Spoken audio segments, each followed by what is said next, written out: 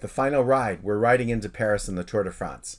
This is our last video lecture for budgeting and forecasting with Excel. And today the topic is performance measurement. We're going to look at measurements used to manage the business internally, such as KPIs, and also the reporting that we put to the other stakeholders out there, which could be investors, it could be vendors, it could be partners, but it also could be the general public and others who have an interest in what the company is doing. So we'll look at performance measurement from a number of different vantage points.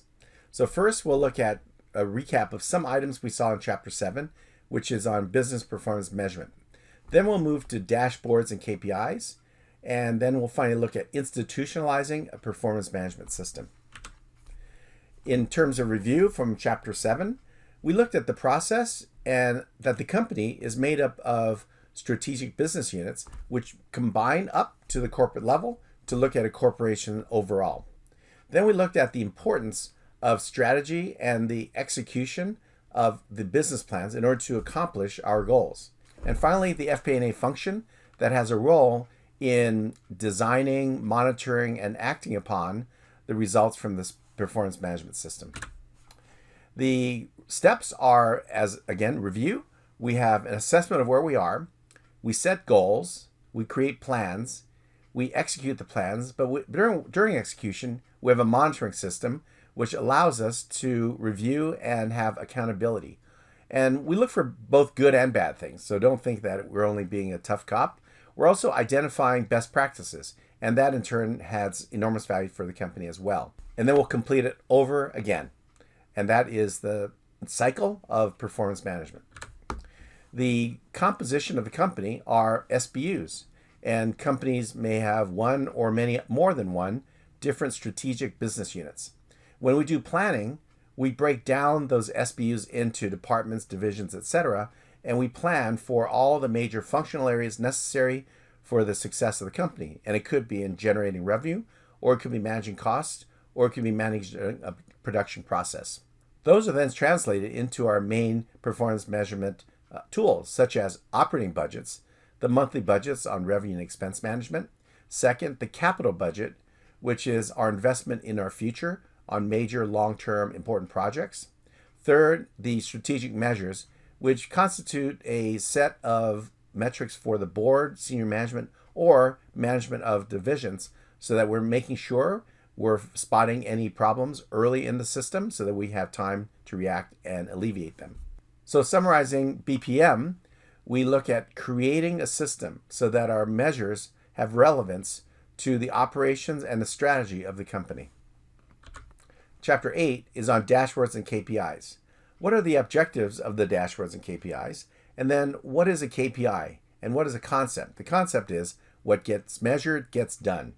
It's just a matter of human nature that when we see continual metrics about ourselves, we want to succeed against those metrics.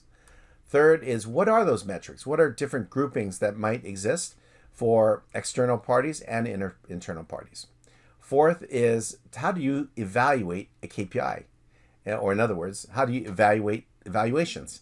And that's because we can come up with all kinds of measures, but using the right ones and being frugal about how many you track is an important management decision in and of itself. The final thought is, let's use the right tool for the right job. If all you have is a hammer, everything looks like a nail. And that's not normally how you want to run a business. So let's find and be thoughtful about what KPIs we select, and then let's use them in such a way that we use it as early warning systems of problems and early indicators of success, and perhaps increasing the amount of investment in things that are going well. The objectives of dashboards and KPIs are as follows. We want to provide managers and executives with information they need to run the business.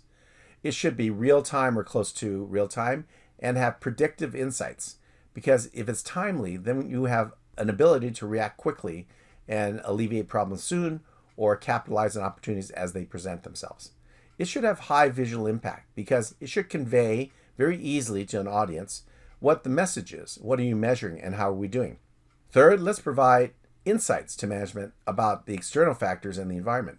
Sometimes KPIs are internal focused, but they can and should also include some external focus measures so that we can constantly look at both inside and outside factors of our success.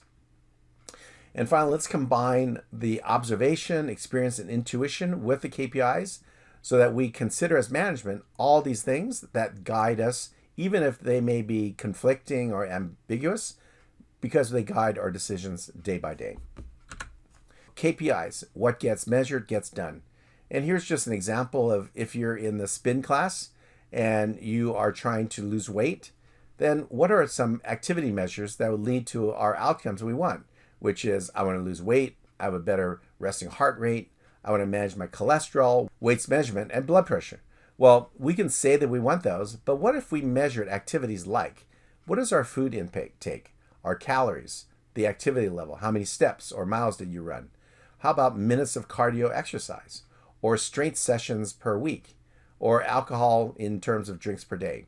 Those specific measures will lead to the results that we seek in terms of being more healthy, managing our weight, our heart rate, and other measures of our bodily functions. So what gets measured gets done. And here we can see ways, rather than just have tables, we have charts. So if we see on the left side activity and effort, like our aerobic hours, our strength training, and our servings of fruits and vegetables during the day, as those improve, we would expect to see other KPIs that are the results. Our weight is dropping, our resting heart rate is declining, and our cholesterol level is dropping. So you see that KPIs could be of effort and activity or of the results. And a balance of those are a proper thing to know. And both are important because we want to know both what we're doing that has effect on our results and to measure the results themselves. So let's look at KPIs then from that standpoint, that we work backwards. We have goals and objectives, and then from those we can have more specific goals and objectives such as strategic, financial, customer, operational, human, sustainability, and CSR goals. And then let's say, what are the activities that would lead to the accomplishment of those objectives? And then we have some guidelines for our metrics. Relevancy. Why would we measure something that is not relevant to accomplishment of our goals? That's superfluous. Or objective. We want to have measures that are not controversial, and let's do it so that the data will speak for itself and not be subject to somebody trying to wiggle out of the conclusions. Third is timeliness. Certain information we want to the minute, such as certain measures of the factory or cash, but others are measured more periodically, weekly or monthly. Then we'll look at a balance of different measures so that we're not doing multiple measures on the same thing. And we want to mix both leading and lagging indicators. A leading indicator is one where it shows where we're going before it happens. A lagging indicator is one that has already happened and it can show the result of a number of different actions. So a balance of those is recommended. And then we need very clear definitions, again, so there's no ambiguity in what we're measuring. And the data should have integrity so that there's no dispute as to the veracity of the information and therefore the value of the information. And then we notice that there are occasionally unintended consequences that we have to be careful of. Sometimes you measure it and you put too much emphasis and it leads to some bad things as well. So we need to be careful all around for not just the measure itself, but perhaps some unintended consequences. And then for what we want to do in KPIs, less is more. Let's say we came up with 1,000 terrific KPIs. I think that's unmanageable. You give 1,000 measures to a manager and they probably won't look at any. So less is more. Let's boil it down to the key metrics that actually in combination and in total give us a very clear picture of how we're doing.